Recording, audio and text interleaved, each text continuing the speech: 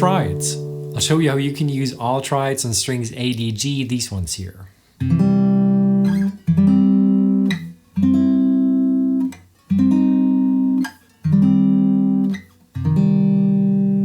And because this last one sounded so sad, let me cheer you up with a nice application at the end. But before, we need to get them under your fingertips. Follow me. By the way, it's Florian here, teaching since 2007. I help beginners to become creative intermediate guitarists in my training program, The Spark. Check out highguitar.com. The first shape looks like stairs, but they're broken. You see there's that big gap between index and ring finger here. And the root note is at the top, but because these stairs are broken, it's definitely not accessible for everyone. The next one's easy. It's an E major lookalike. Do you see? This is your E major. Looks just like E major, just played somewhere else. And then I'm sorry about the next one. It's a bar.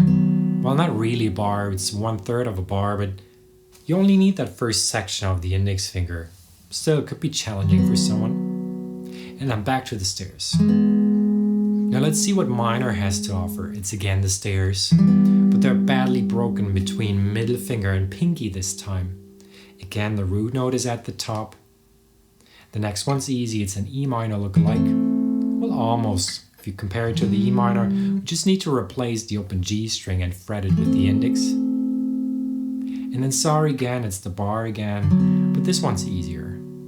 And then back to the stairs. Well, Florian, I don't know, all these awkward shapes, is it worth learning?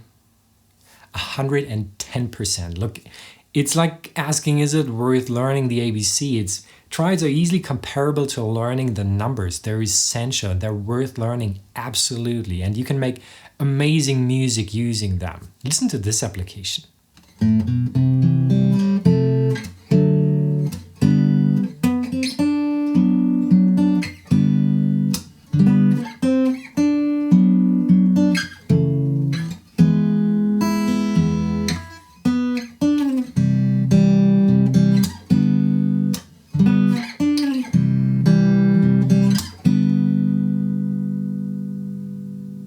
So first of all, on the right hand side, I play everything with thumb, index and middle finger. So my thumb plays the A string, index the D string, and middle finger the G string.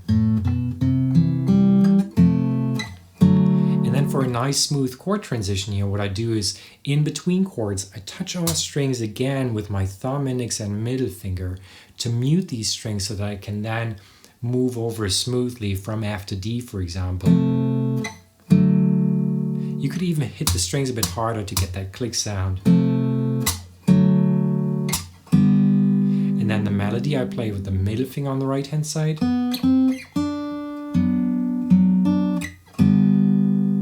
then that wavy arrow, whenever you see that, that means I arpeggiate the chord, which means I don't play these notes simultaneously, but quickly one after another. Don't worry if you can't seem to do it. I remember it was quite challenging when I learned that. That's a big jump here, but it's actually not too complicated because the ring finger remains on the A string. You can just slide it along the A string. And then the index finger is on the G string here. You just need to flatten it and make it a bar. Do you see that? From here to here. It's not much happening, but it's a bit of a distance from here to here. So worth practicing separately. And then this one here, arch that around these two strings, the high E, high B, because we want to hear these two, and the low E. But don't worry if you can't seem to do it, then just play the low E string. That's fine too. And then the melody, I would play that 7th fret here with the pinky on the left hand side, because then I don't need to jump far back here. Again, the wavy arrow.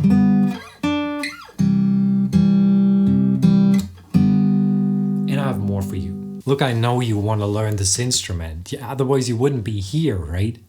And I can help you because I have the expertise and I am an excellent teacher and I have a clear training program bringing you from beginner to creative intermediate guitarist. Now let's hear from Karen, one of its members, on what she thinks about it. So I'm here to tell you that the Spark has really changed my life in so many positive ways. I picked up the guitar again after, I don't know, 30 years, and really wanted to make my own music, and went to YouTube and found probably 6 teachers. And someone sent me a little short of Florian's, and I was hooked.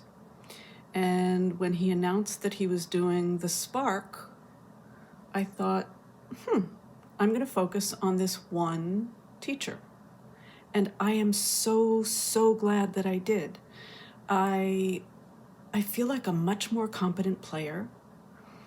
I'm paying attention to technique and the healthy feeling of my hands on the instrument.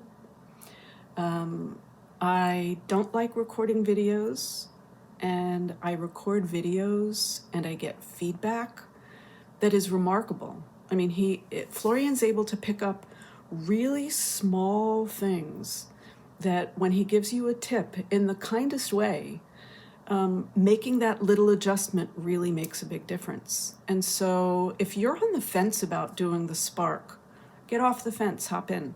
It is really an amazing investment of money and time.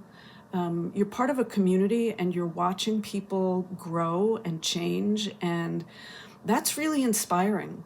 I'm seeing a couple of my Spark mates really, really getting to be fine guitar players. And it's inspiring, and we encourage each other, and I really can't say enough good about doing the Spark. So come on in. I'll see you there. Bye. Thank you, Karen, for your fantastic feedback. Now, if you don't plan to hop around YouTube tutorials forever, get on board. The Spark is open for enrollment from September 1st to 5th, 2024. Go to highguitar.com/thespark. If you want to learn, I'm happy to teach you.